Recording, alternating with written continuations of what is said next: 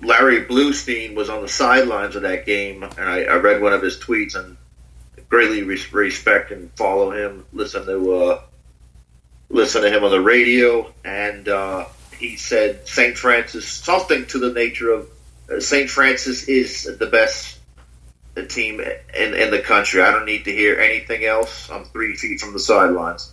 Something like that. When he says it like that bluntly, this early, it's probably pretty accurate. I can agree with that pick, to be honest. From what I saw with that game, St. Francis looked at a completely different level than Miami Central, and yet Miami Central is no slouch by any stretch. This is one of the best teams in Florida. St. Francis came down there, just blasted them apart like they were just an average team. Yeah, I mean, it looked like they were just going to work. I mean, it was pretty funny. Even the coach came in with a sleeveless shirt. I saw that on TV. I'm just going to go and make short work of these Rockets, and go back to my hotel room. I did not. Go ahead. No, I've never seen. I've seen a coach come casual. Maybe with a polo or a nice T-shirt or what. But this guy had a sleeveless shirt on. Was that the head coach? Yeah, that was the head coach. Wow. I didn't get a chance to, I kind of botched the DVR recording, so when I tuned in, it was already St. Francis up by 2 scores, so I was like, wow, I guess I'll just have to watch from here. And it did not get much better from there. It got out of hand to the point, I switched the channel and started watching the Lee Bartram game which was locally broadcasted, and that game, it was pretty good for a half. Second half got completely out of hand, and it got to the point where Bartram was just looked like they were toying with Lee out there. They were getting big plays on them pretty consistently in the second half, and Bartram was able to pretty much just roll to the finish over them, which is actually what convinced me to put Bartram up into my top 50. I'm trying to remember where I ranked them. I moved them up to 37 when they were all the way from honorable mention. Okay. All right. Bartram looked much better in that game than when I saw them in the spring. I did not just overall, offensively and defensively, they were much better than what I saw. Okay, I'll keep an eye on that. I mean, you know that area better than me. From what I've seen of Bartram over the years, my biggest knock on them is defense. Same with me. I always, I did not, that's my biggest thing I see with them all the time is that secondary, it almost looks like burnt toast every single year. They never seem to be able to get it right.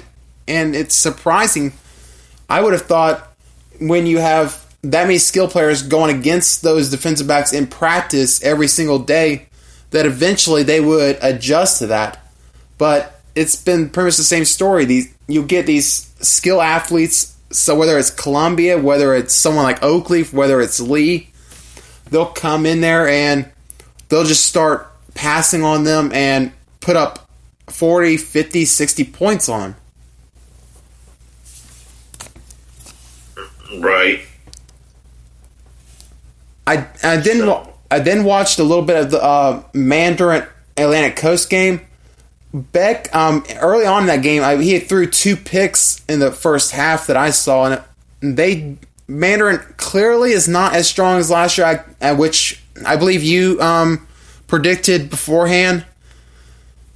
Yeah, I've been predicting that. I've been feeling that way since January. I mean, they were going to need a boatload of transfers to replace that speed. Particularly they had 3 or 4 burners playing both ways. They obviously probably didn't replace those players. Yeah, Mandarin, they're going to be I would say a pretty solid team, but they're not going to be close to what they were last year. But that's kind of hard to duplicate anyway. we're being honest.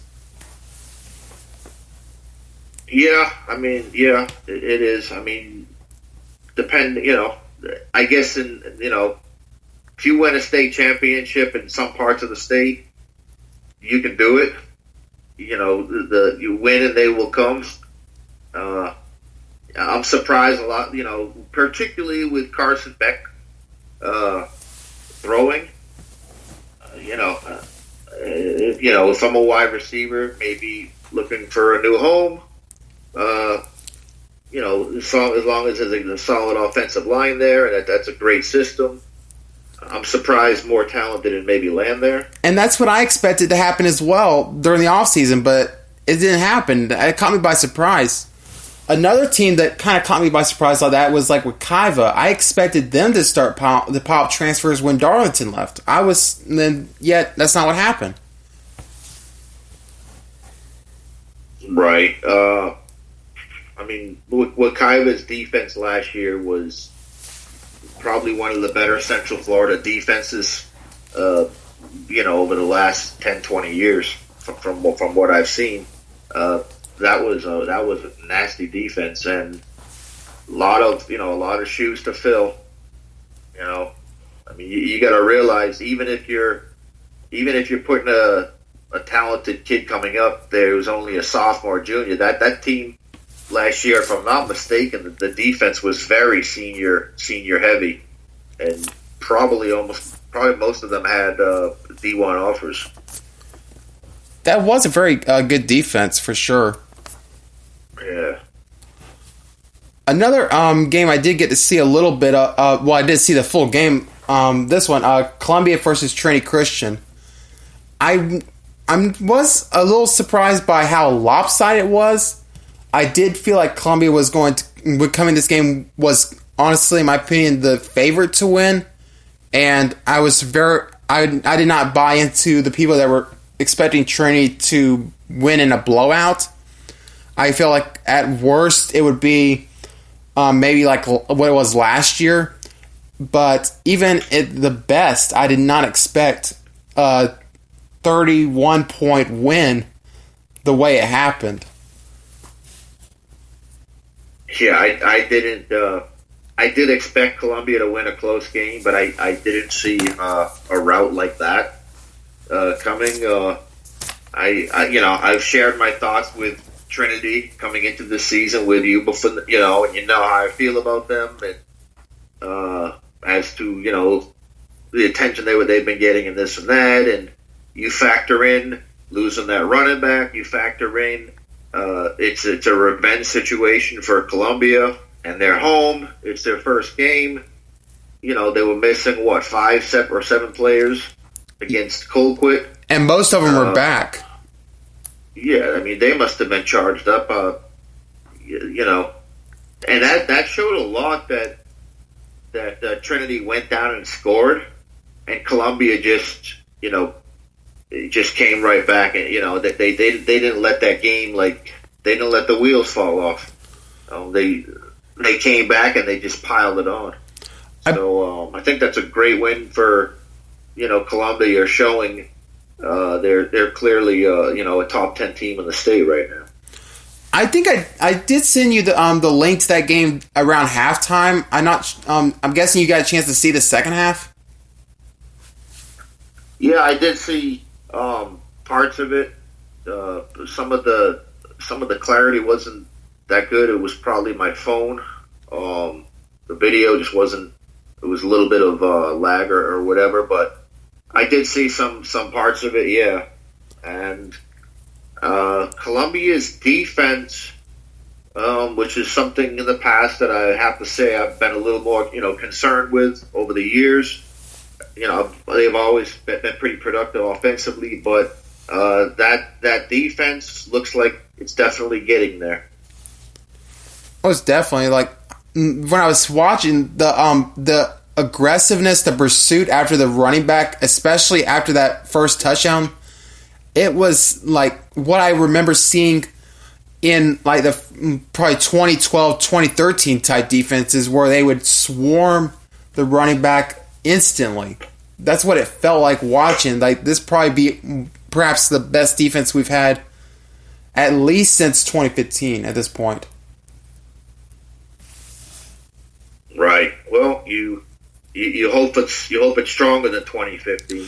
I know that, but because really, though, outside of course the Scambia game and the Vieira game, that defense 2015 was pretty strong throughout the year. Right. But anyway, I'm guessing from what you saw that it was a different much better performance than what you saw when we play the Colquitt game. Oh yeah.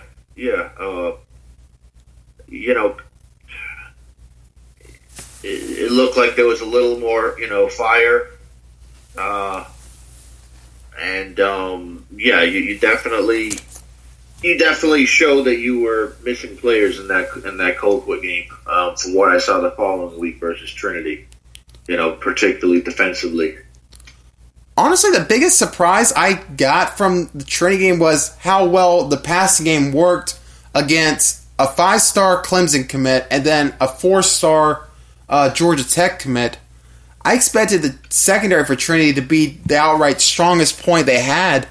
I figured we were going to have trouble trying to get any passing on them.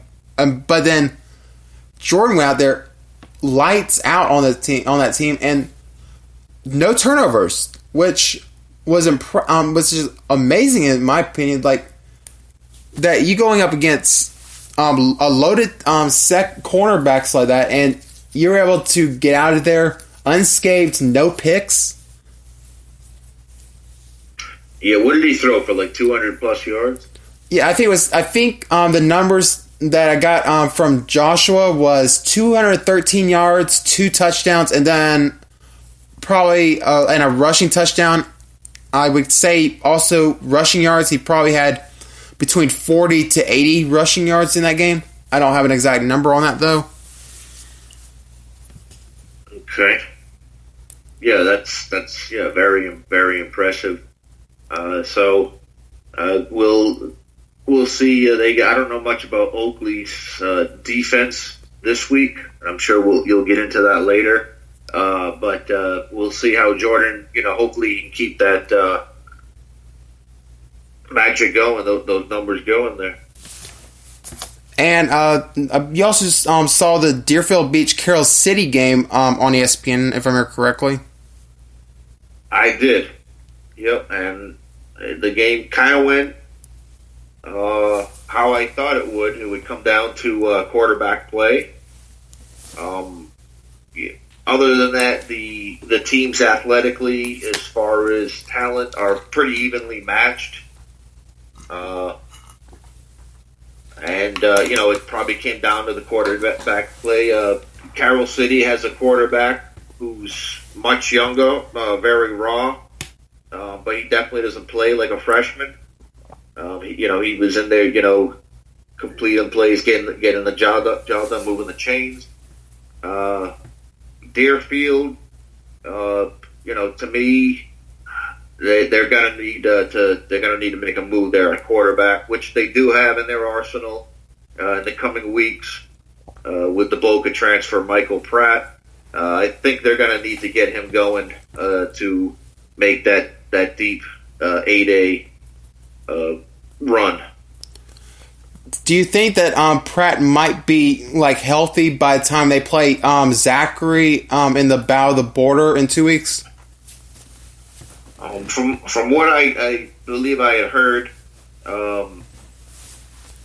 in the Delray game, he was 2 or 3 weeks away. That would have been the preseason game over in Delray. So he probably that would probably yes, yeah. It would definitely. I don't know what the injury was. I guess it happened in practice, but they're going to need to get him going. Deron King's got some things he's got to work on. Some of the play calling and they have very little. They don't have much in the middle of the field offensively. I didn't even see many attempts. I noticed in Carroll City, look